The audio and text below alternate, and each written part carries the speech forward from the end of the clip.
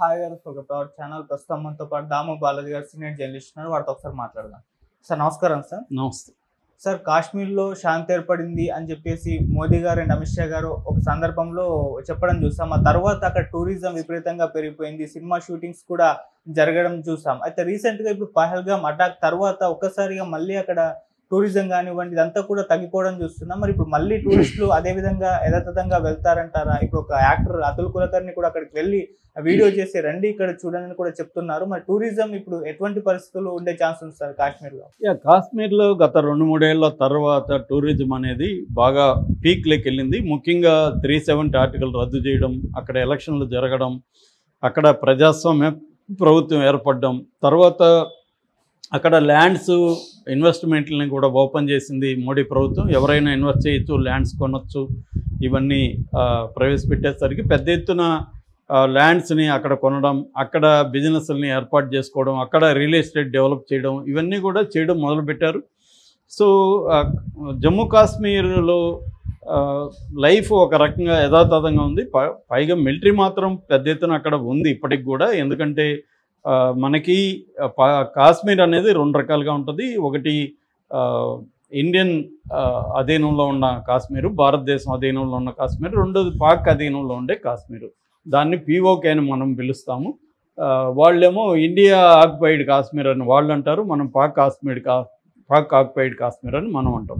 ఈ రెండింటికి మధ్య 1947-48 వారప్పుడు కాంగ్రెస్ పార్టీ ఆధ్వర్యంలో యుద్ధం జరిగినప్పుడు ఎల్ఓసి అని ఒకటి గీశారు. ఆ ఎల్ఓసి అనేది మిలిటరీ రేఖ, సరిహద్దు రేఖ, లైన్ ఆఫ్ కంట్రోల్. ఎల్ఓసి అంటే ఇది దాదాపు 700 కిలోమీటర్ల పొడవున ఉంటుంది.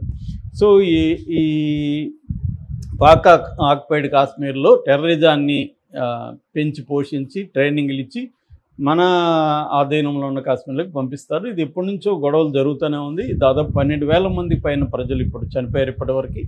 అవి కాకుండా టెర్రరిస్టులు అనేక వందల మంది టెర్రరిస్టులు చనిపోయారు. ఈ నేపథ్యంలో మోడీ ప్రభుత్వం దీన్ని మీద సీరియస్ చర్యలు తీసుకొని 370 ఆర్టికల్ తీసుకుంది. దాని తర్వాత సుప్రీంకోర్టు కూడా దాన్ని ఓకే చేసింది.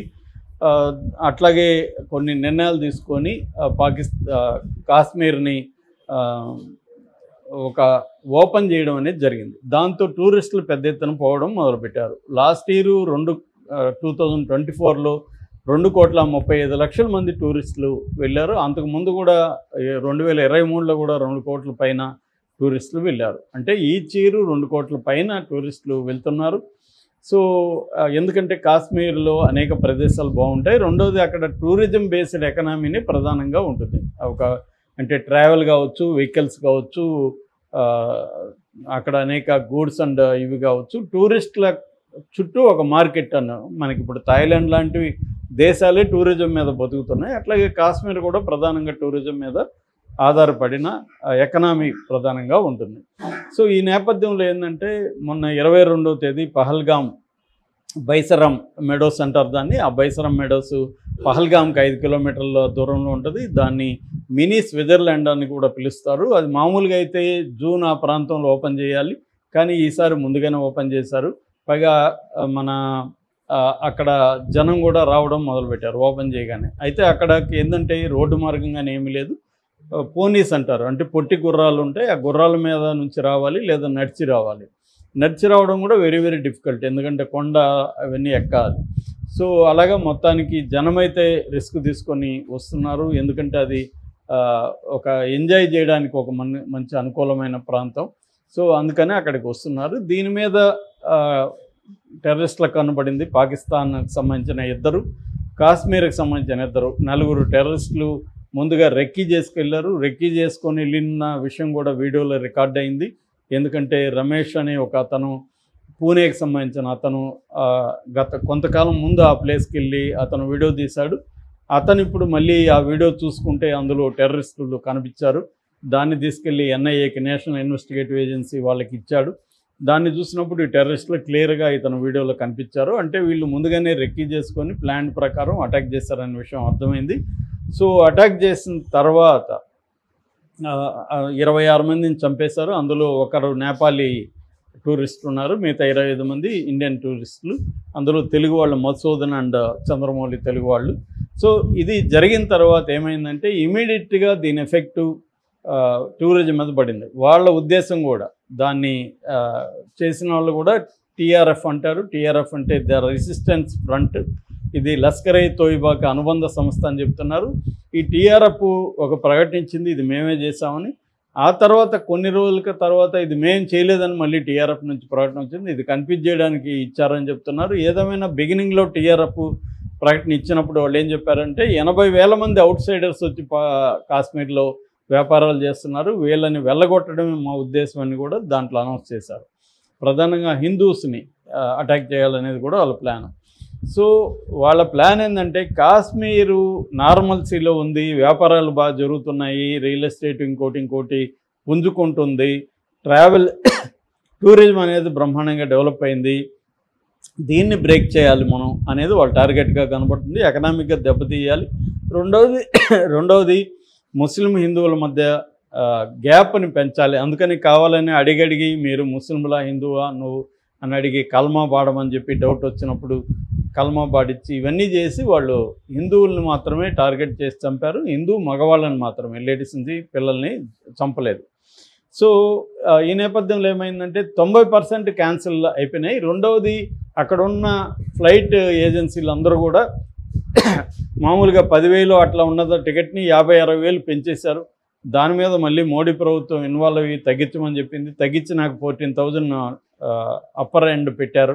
40,000లో కంటే ఎక్కువ పెంచొద్దని చెప్పారు. సో దీని మీద కూడా విమర్శలు వచ్చాయి. దేశం ఒక పెద్ద ప్రమాదంలో ఉంటే దాన్ని కూడా సొమ్ము చేసుకోవడానికి ఈ టూరిజం వీళ్ళు వీళ్ళు ఏవియేషన్ వాళ్ళు చేస్తున్నారు, దీని మీద మన సెంట్రల్ గవర్నమెంట్ ఎందుకు చర్య తీసుకున్న విమర్శలు వచ్చాయి. బట్ సెంట్రల్ గవర్నమెంట్ ఇమీడియట్గానే రియాక్ట్ అయింది.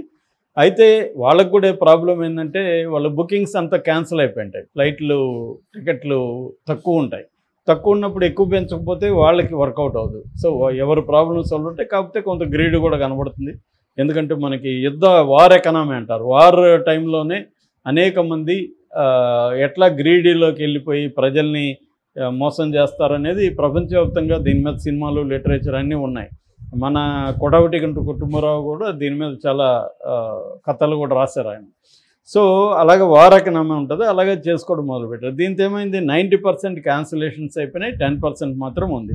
ఈ నేపథ్యంలో యాంటీ టెర్రర్ ఆపరేషన్స్ దాదాపు 4 ఆపరేషన్స్ కాశ్మీర్లో ఇప్పుడు మొదలైనాయి. ఈ 4 టెర్రరిస్టులను పట్టుకునే దానికి ఆపరేషన్ జరుగుతున్నాయి. పట్టుకున్నారని కూడా ఒక పుకారు వస్తుంది. ఏమైనా దాదాపు 48 టూరిస్ట్ ప్రాంతాలని మూసేసింది అక్కడ మిలిటరీ మూసేసింది. ఎందుకంటే అక్కడ మేము సెక్యూరిటీ ప్రొవైడ్ చేయడం, చాలా సెన్సిటివ్ ఏరియాస్ అక్కడ అని. అయితే ఇక్కడ ఈ బేసన్ మెడోస్ ఏవైతే ఉందో దీన్ని మాత్రం మూయలేదు. సో ఎందుకంటే ఇది చనిపోయిన వాళ్ళు కాబట్టి ఏ టెర్రరిస్టులు ఏ ఉద్దేశంతో అయితే చంపారో ఆ ఉద్దేశాన్ని బ్రేక్ చేయాలంటే మనం మళ్ళీ టూరిజంలోకి అక్కడికి వెళ్ళాలని చాలామంది యాత్రికులు మళ్ళీ అక్కడికి వస్తున్నారు. ఈ క్రమంలో అతుల్ కులకర్ణి, ఆయన one of the best finest actors in India, మన తెలుగులో కూడా చేశాడు. ఆయన అక్కడికి వెళ్ళాడు. ఆయన అడిగారు, మీరు ఏమన్నా షూటింగ్ కోసం ఇటు వచ్చారని. లేదండి, నేను షూటింగ్ కోసమో ఇంకొక దానికోసం రాలేదు, కేవలం టూరిజాన్ని మళ్ళీ ఇక్కడ పెట్టాలి, టెర్రరిస్టులని దెబ్బ కొట్టాలంటే మన గవర్నమెంట్ వాళ్ళని ఏం చేస్తుందనేది పక్కన పెడితే మనం మళ్ళీ టూరిస్టులందరూ రావాలి, భయపడకుండా ఉండాలి. మనలో భయాన్ని క్రియేట్ చేయడానికి టెర్రరిస్టులు ఈ పని చేశారు, మేము భయపడం అనేది నిరూపించాలి, అందుకనే నేను ఇక్కడికి వచ్చాను అని చెప్పి అతను ఏమంటున్నాడంటే, మీరు 90% క్యాన్సిలేషన్ చేసుకోవడం కాదు, క్యాన్సిల్ చేసుకున్న వాళ్ళందరూ కూడా రండి, ఏమీ కాదు మీకు ఇక్కడ, ఇప్పుడు సెక్యూరిటీ ఉంటుంది, నేను వస్తున్నాను, నేను వచ్చాను కదా, ఇప్పుడు ఏం కాలేదు అని చెప్పి ఆయన మీడియాతో మాట్లాడారు. దాంతో మెల్లమెల్లగా టూరిస్టులు కూడా రావడం మొదలైంది.